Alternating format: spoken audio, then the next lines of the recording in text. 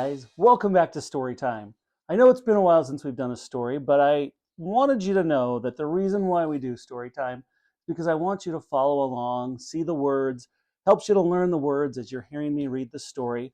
But not only that, I want you to find a book, an author, a type of story that you fall in love with. That's why we have all these different stories on here, is for you to find something that you can fall in love with reading, and then you will want to pick up those books and continue reading.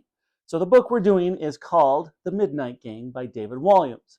Now, if you like this story, you can find some of the other books up there. You can check those out.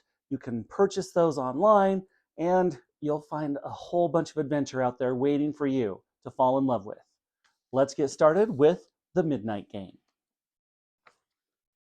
Welcome to the world of the Midnight Gang. This is Lord Funt Hospital in London, England. It was built many years ago and should have been demolished many years ago. The hospital was named in honor of its founder, the late Lord Funt. Have a look inside Lord Funt Hospital. Children's ward, pharmacy, Raj's ward, Nellie's ward, Sir Queen Striller's office, gift shop, basement. Meet the patients in the children's ward, high up on the 44th floor of the hospital. This is Tom. He is 12 and goes to a posh boarding school. He has hurt his head. Amber is 12. She has broken both of her arms and both of her legs, so has been in a wheelchair for some time. Robin is also 12. He is recovering from an operation to save his eyesight, and for now can't see a thing.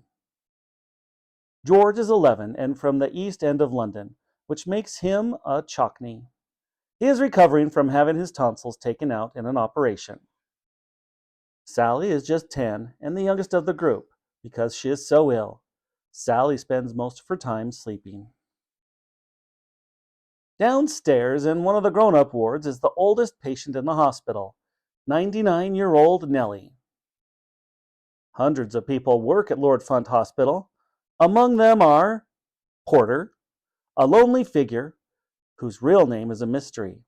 His job is to move people and things around the hospital, which he never seems to leave. Matron, despite running the children's ward, she doesn't like children at all. Dr. Loopers has just become a doctor and is rather easy to fool. Tootsie is the hospital's dinner lady. She brings meals around on a trolley to all the patients. Nurse Meese is the tired-looking nurse who never ever seems to get a night off work. Dilly is one of the hospital's cleaners. You can always tell where she is cleaned as there will be a long trail of cigarette ash. Mr. Codd is the old chemist. He has a hearing aid and thick glasses. Mr. Codd runs the pharmacy in the hospital. Sir Quentin Strillers is the upper-class hospital principal and is in charge of everyone and everything. From outside the hospital, there is Mr. Threws, the headmaster of Tom's school, St. Willet's Boarding School for Boys.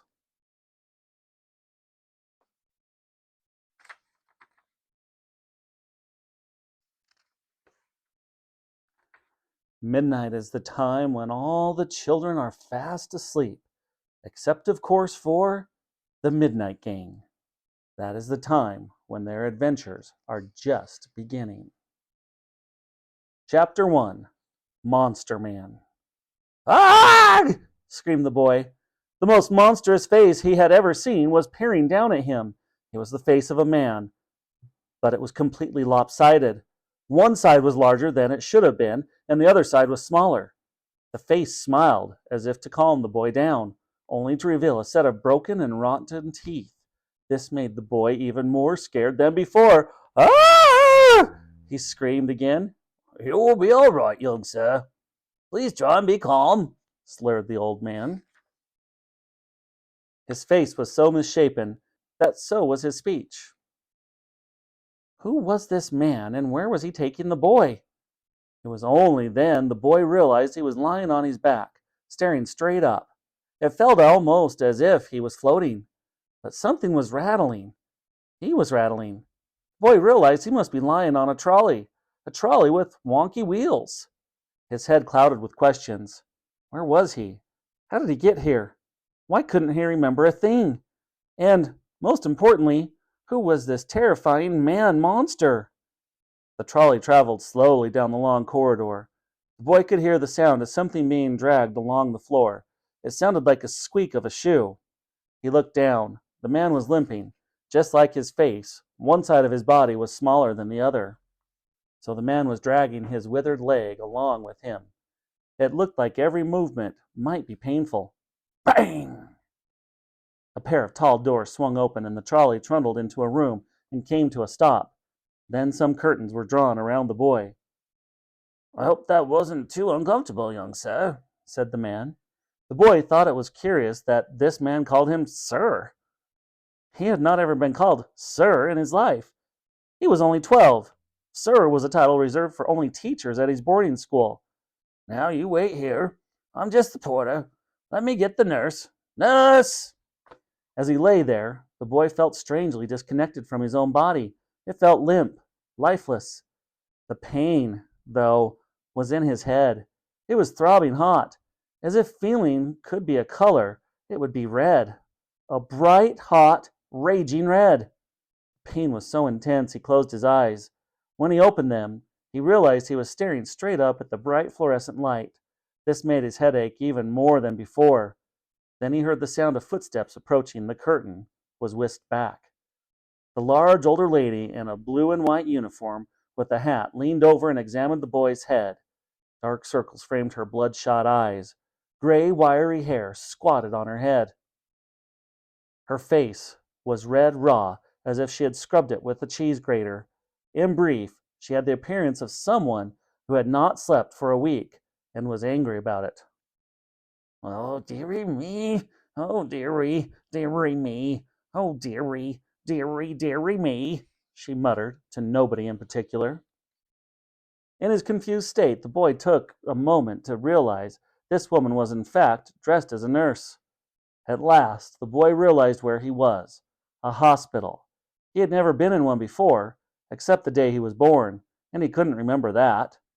The boy's eyes drifted up to the lady's name badge. Nurse Meese, Lord Funt Hospital. That is a bump. A big bump. A very big bump. Now, does this hurt? She said as she poked the boy hard on the head with her finger. Ow! He screamed, so loudly it echoed along the corridor. Some slight pain, muttered the nurse. Now, just let me get the doctor. Doctor! The curtain was whisked across, and then back again. As the boy lay there staring at the ceiling, he could hear the sound of footsteps departing. Doctor! She barked out again, now some way down the corridor. Coming, nurse! Came a voice from afar off. Quickly! She shouted. Sorry, said the voice. Then there was the sound of footsteps approaching at speed. The curtain was whisked back. A young, pointy-faced man breezed in, his long white coat trailing behind him. Oh dear, oh dear, oh dear, announced a posh voice. It was a doctor, and he was somewhat out of breath at having had to run. Looking up, the boy read the man's name badge. Dr. Loopers. That is a big bump. Does it hurt? The man took out a pencil from his breast pocket. Then he held one end and tapped the boy's head with it. Ow! The boy screamed again. It wasn't as bad as being jabbed by a gnarly old finger, but it still hurt. Sorry, sorry, sorry. Please don't report me. I've only just graduated as a doctor, you see. I won't, muttered the boy. Are you sure? Quite sure.